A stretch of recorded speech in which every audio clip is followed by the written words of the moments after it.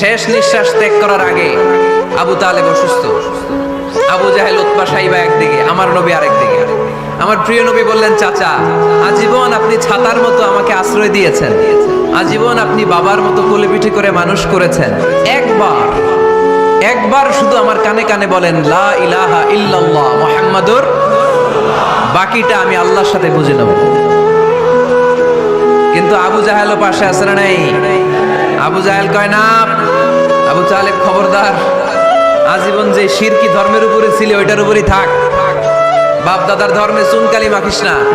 একবার আবু তালেব প্রিয় নবীর নুরানি চেহারার দিকে তাকায়, মনে মনে ভাবে এখনই পড়ে ফেলি কালিমা, মুহাম্মদের আদর্শই আমার আদর্শ বানায় ফেলি। আবার যখন আবু জাহেল উতবা সাইবার দিকে তাকায়, মনে মনে ভাবে না, আগের ধর্ম ছাড়তে চাই না। এই দোটানো অবস্থা থেকে শেষ নিঃশ্বাস ত্যাগ করার আগে আবু তালেব এটা বলে মারা গিয়েছে, আলা মিল্লাতি